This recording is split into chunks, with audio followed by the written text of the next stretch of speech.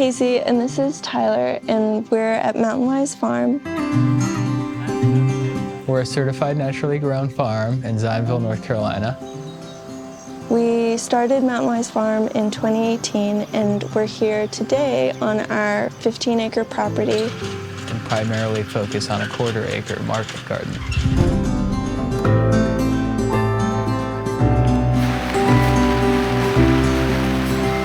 We grow primarily vegetables, but also some medicinal herbs.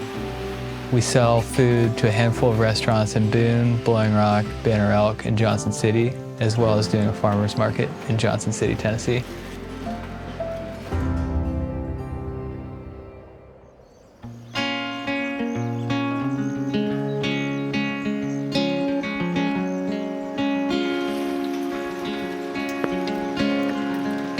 After I finished college, I wasn't finding fulfillment or the joy that I was really looking for or hoped for. I had family history sort of in farming, and so I think the idea of being on a farm had a lot of comfort and a lot of meaning. I was cooking professionally for several years, and it seemed that every restaurant I worked at, no matter how it was presented as being a farm-to-table or a locally sourced restaurant, it seemed like there was this disconnect. In the spring of 2017, we started working for a local farmer, and at the end of the season, she offered to lease us part of her property. So we stayed on her land for that next season and started Mountainside Farm.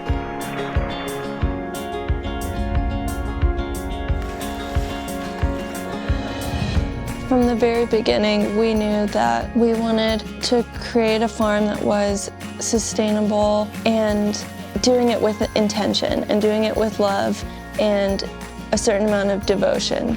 And I think that that comes through in what we grow. How can we produce the most abundant food with the most intention on a small amount of space?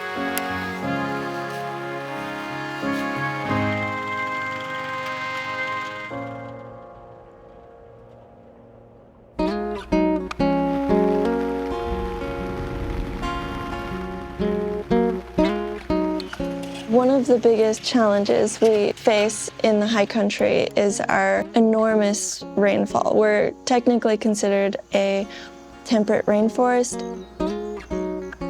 I think the biggest challenge with all that rainfall, particularly in the spring, is just getting our season started. Because even though our soil drains pretty well, given the slope of the land, we need to wait a while for it to dry out to work the soil and plant. And additionally, I think having all that rainfall in the field, we deal with a lot of soil-borne disease on all sorts of crops. Due to all that crop loss, we can probably safely say that we lost between $15,000 and $20,000 during a time of the season where we could have sold everything that we grew. So as a result, we decided to add 6 more caterpillar tunnels to our field. Having the tunnels allows us to work in the field, rain or shine. I would easily say that in that same amount of growing space, we've doubled the amount of food that we've been able to grow this year as a result of having the tunnels. Somehow we have naturally found where our strengths are. I typically take the rein on planning and crop decisions, seeding in the greenhouse, organizing. Tyler, I think, really, when it comes down to like the management, like day-to-day management. I've definitely historically been the strong back on the farm, do the heavy lifting. And, you know, I like straight lines and keeping things tidy and all that stuff. But yeah, it's been really neat to see what our individual strengths are. We primarily focus on salad greens, so lettuce, arugula, baby kale, but also a variety of other greens and root vegetables, beets, carrots, turnips. And we have started to include tomatoes into our crops in this past season.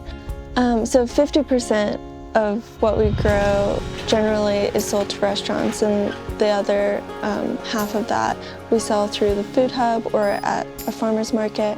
Our first couple years, we focused so much on growing these specific crops and trying to grow them all year long. And although we still really enjoy doing that, it's been really fun to diversify. I don't think we found a single thing that a farmer's market customer doesn't appreciate and enjoy.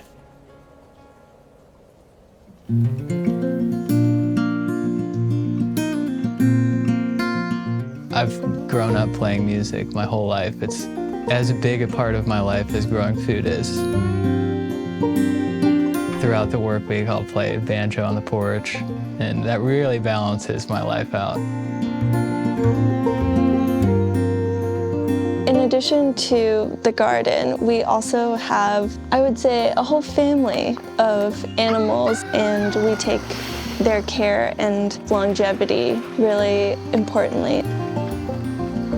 We have Moose and Burrito. They are our donkey and mule. They're a father and son. And we also have our family of pigs. And we have some ducks and chickens, a couple of house rabbits, and our beloved cats.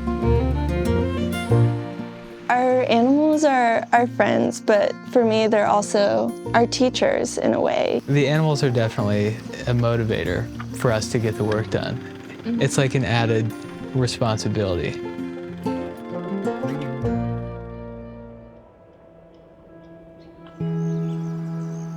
The connection between food and the land is something that is so empowering. It's such necessary work. And despite being able to go into a grocery store at any certain time and get the things that you need, the reality is that that's not as stable as it appears.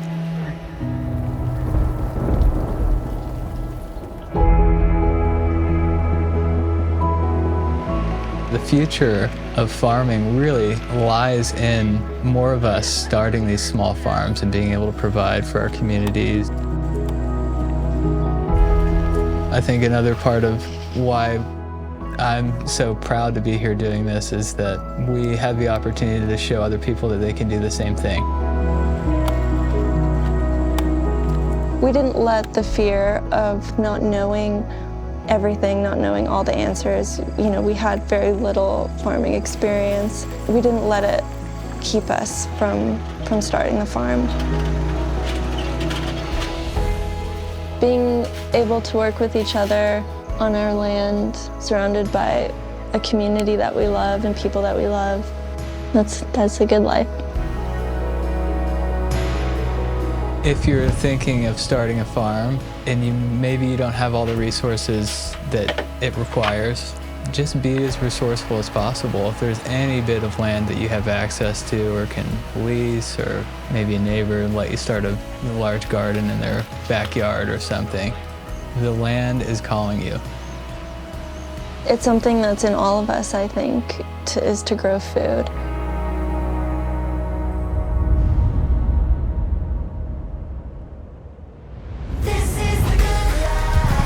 Hi guys, I'm Jonathan with Farmer's Friend. If you enjoyed this video, hit the like button and subscribe to see more inspiring stories like this.